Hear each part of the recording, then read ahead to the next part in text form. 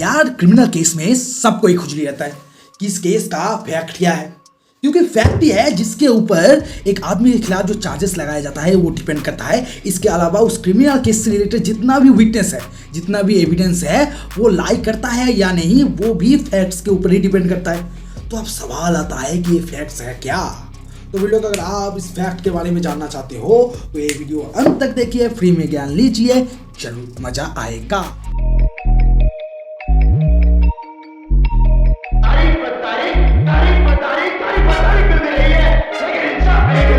तो वे लोग सोचो, ऐसा होता है कोई पुलिस स्टेशन में जाकर आपके खिलाफ एक कंप्लेंट दर्ज करवाता है, मतलब आपके खिलाफ एक केस स्टार्ट होता है। तो वे लोग इस सिचुएशन में उस कंप्लेंट में, उस एफआईआर में जो फैक्ट्स होते हैं उसके ऊपर ही आपके खिलाफ कौन कौन से चार्जेस लगाया जाएगा वो डिपेंड करता है। इसके अलावा वे लोग उस केस में जो जो विटनेस है, अगर उस केस से रिलेटेड इन्वेस्टिगेशन करने के टाइम पुलिस को अगर कोई स्टेटमेंट देता है कि मैं उस आदमी के बारे में जानता हूँ, वो आदमी ही ये काम किया है या वो आदमी ऐसा काम नहीं कर सकता है, अगर ऐसा स्टेटमेंट अगर कोई देता है और उस स्टेटमेंट को पुलिस नोट करता है और उसे as a witness police station में बुलाता है, तो इस सिचुएशन में कोर्ट यही देखता है कि जो इस केस का फैक्ट है, क्या वो जो विटनेस के स्टेटमेंट में है उन दोनों में कुछ कनेक्शन है। अगर कुछ कनेक्शन है तो ही उस केस में उस विटनेस को एक प्रॉपर विटनेस माना जाता है। तो किसी केस में जो आदमी एफआईआर करता है वो अपने एफआईआर में ये कहता है कि उसको मारने का कोशिश किया गया था, लेकिन विटनेस आकर उस केस में कुछ ऐसा कहता है जिसका उस फैक्ट से दूर दूर तक कोई रिलेशन ही नहीं है। तो ये जो फैक्ट है जिसके बारे में सबको खुजली रहता है कि इस केस का फैक्ट क्या है, ये डिफाइन किया गया है as under section 3 of Indian evidence act. तो वे लोग section 3 of Indian evidence act क्या कहता है?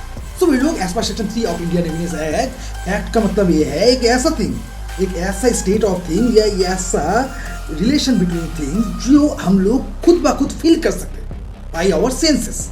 जैसे हम कुछ देख लिए, हम कुछ सुन लिए और वो आदमी जाके कोर्ट में कहे, वो एक तरह का फैक्ट हो सकता है। इसके अलावा एक आदमी का मेंटल कंडीशन, जब वो कॉन्शियस रहता है, क्या राइट है क्या रॉन्ग है वो सब उसको पता है, तो भी वो एक कांड कर रहा है। हम लोग जान लेते हैं मेंटल कंडीशन व्हेन कॉन्शियस, मतलब एक आदमी का मेंटल कंडीशन जब वो कॉन्शियस होता है। सोचो, ऐसा होता है कि एक आदमी है, मतलब सॉरी 3 आदमी है, ए बी एंड सी, 3 आदमी है। सोचो, ऐसा होता है कि ए और बी के बीच बहुत मारपीट हो जाता है और एक जो कांड हुआ है ए और बी के बीच, ए सी देख लेता है सब कुछ। सोचो इस सिचुएशन में ए बी को ऐसे पीटता है जिसके कारण बी का डेथ हो जाता है। इसके बाद जब ए के खिलाफ एफआईआर दर्ज होता है, केस स्टार्ट होता है,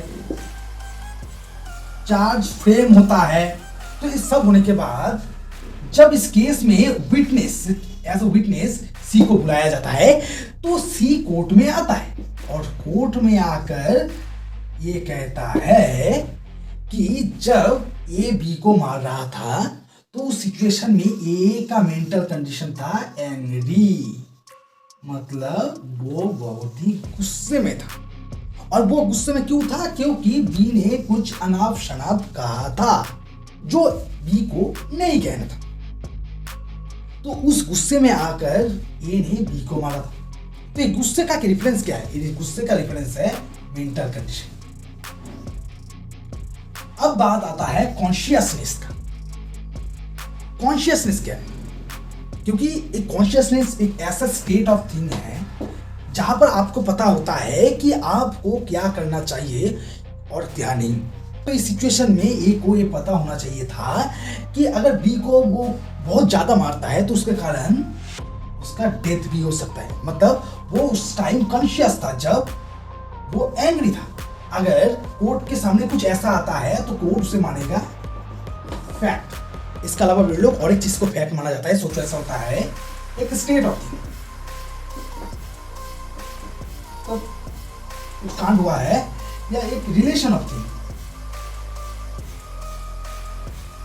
मतलब किसी के कारण कांड हुआ है, मतलब कुछ होने के कारण कांड हुआ है।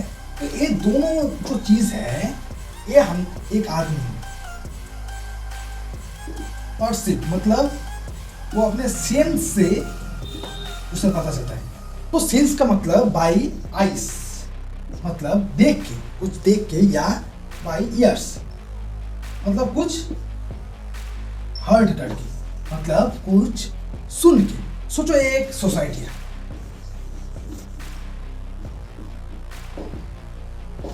यहाँ पर बहुत सारे घर हैं,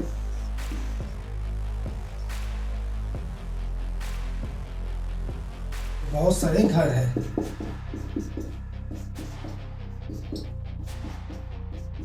लेकिन इस घर में एक लाश पाया, मतलब कोई, मतलब किसी का लाश पाया था।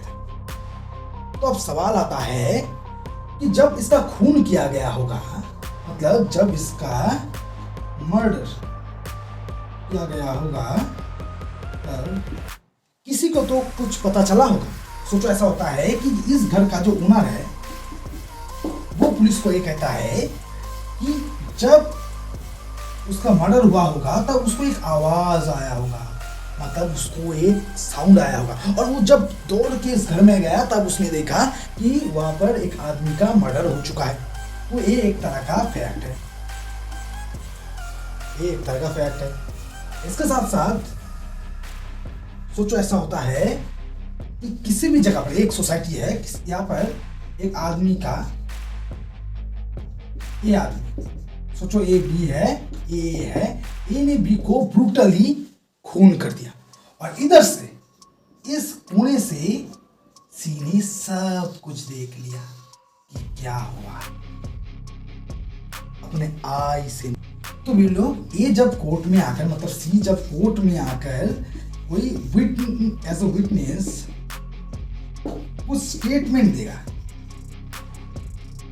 तब उसे भी फैक्ट माना जाएगा। तो वे लोग फैक्ट मतलब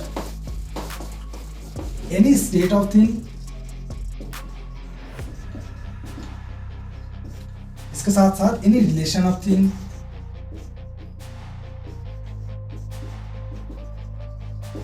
जो हमको पता चलता है। कैसे पता चलता है? हमको पता चलता है अपने कानों से। कोई हमको आके कहा है, ये यार देख उधर किसी का खून हो चुका है, ये खून वो बगल वाला शाम किया है। इसके साथ साथ आप किसी भी जगह पर जाते हो और जब भी सोचो ऐसे रोड है, आप इधर से जा रहे हो और इधर देखते हो कोई ने एक बाइक आता है, बाइक आकर बाइक आकर एक आदमी को खून करके इधर से निकल जाता है। और तुम इधर रहते हो, तुम अपने आई से सब कुछ, यहाँ पर जो कांड हुआ है सब कुछ देख लेते हो, तो इसे भी कहा जाएगा। इसके साथ साथ क्योंकि यहाँ पर आपने सेंस किया, सेंस किससे किया? अपने आंखों से, और आपको कहा जाएगा आई विटनेस। इस केस का आई विटनेस कहा जाएगा। इसके साथ साथ भी लोग और एक है जो है मेंटल कंडीशन, और वो मेंटल कंडीशन कौन से स्टेट में होना चाहिए? जब आप कॉन्शियस हो।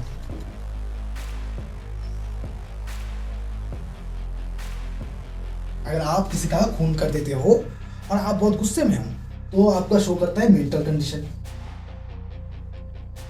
अगर कोई आदमी किसी का खून करता है बहुत आसानी से, मतलब वो जब खून करता है उसको कोई डर नहीं रहता है और उसके स्टेट ऑफ माइंड को देखकर ऐसा लगता है कि वो पहले भी ऐसा कर चुका है, वो कोई सीरियल क्रिमिनल है, वो कोई सीरियल मर्डरर है, तो उस सिचुएशन में भी उसका मेंटल कंडीशन शो हो रहा है और उसको कॉन्शियस भी है, मतलब उसको पता है अगर किसी को शूट किया जाता है तो उसका खून होना 100% तो नहीं, लेकिन उसका प्रोबेबिलिटी बहुत ज़्यादा है।